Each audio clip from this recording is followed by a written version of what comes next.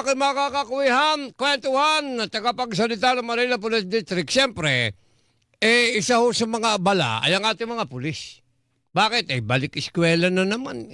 Nandiyan naman durukot, etc. Kung ano-ano pa. Tingnan natin kung paano pinagandaan naman na lungsod ng Maynila, mga kapuso, ang papalapit na school opening June 8, mga kapuso, para sa taong ito. Major Philip Inesa, magandang gabi na po sa inyo. Yes, Karine, isang maulan ngunit mainit po na pagbati sa inyo. Ganyan din po sa mga nakatubay sa inyong programa ngayon. Welcome sa Big Time Balita. Kwentuhan mo kami. Handa na ba Manila Police District pagbubukas ng klase sa darating na Lunes? Tama kayo, Karine. Handang-handa po ang Manila Police District kung saan inaasahan nga natin, Karine, katulad po nung nabanggit nyo. Magbubukas po yung klase sa Lunes, June 8.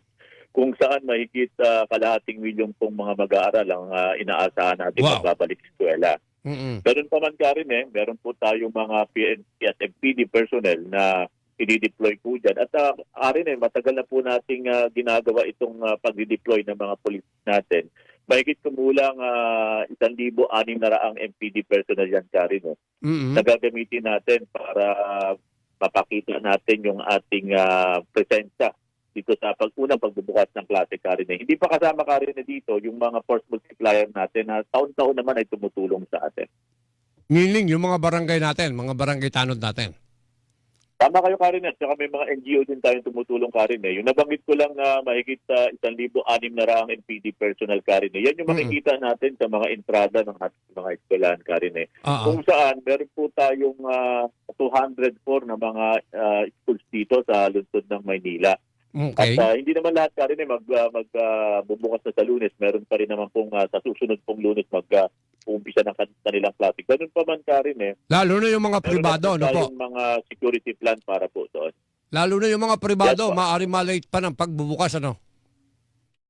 Tama kayo, Karine. Meron po tayong mga 88 na private school dito at 116 po dito yung mga public school. At kalimitan po ng mga private school, Karine, tama po kayo dyan. Sa susunod pa pong Lunes, magbubukas yung iba doon. Ang binanggit nyo kanina, mga estudyanteng inaasahan natin na sa kalahating milyon, ganon? Ano ito, elementary at high school o pat kasama ng kolehiyo?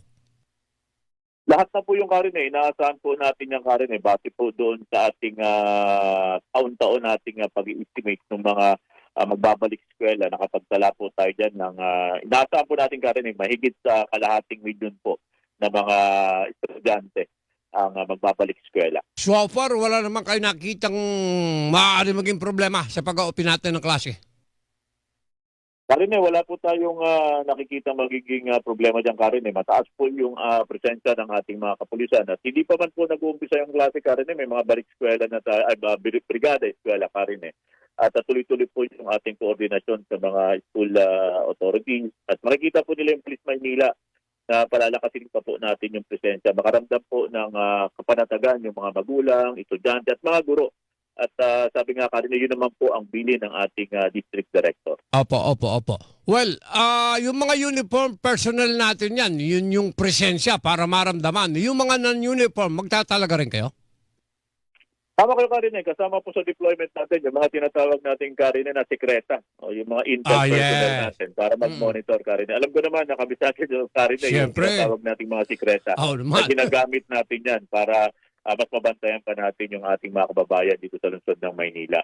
At hindi lamang yung, Karine, hindi lamang mga eskwelahan, Karine. Siyempre, ganun din, Karine, iba pang mga major thoroughfares, mga transport hub. So marami tayong binabantayan, Karine, katatapos yung ng ating summer vacation. Ito naman yung ating mga nakaangkla na mga gagawin ng mga Police Maynila, Karine. At marami pang mga kaganapan dito, Karine. At palagi nating nababanggit na palagi pong nakaangat ang aming karasal. Wala ba kayong isasarang mga kalsada sa pagbubukas ng klase para sa mga sasakyan? Wala po tayong mga isasaradong kalsada, Karine. Kung saan niya, Karine, kasama po yan sa mga tasking natin, Karine, yung traffic direction and control. At ganun din, Karine, yung binanggit natin kanina, yung pagpapalakas po ng presensya ng mga kapulisan natin sa mga eskwelahan. Makikita niyo po Karen yung mga pulis natin, meron tayo talaga mga dedicated na nandyan.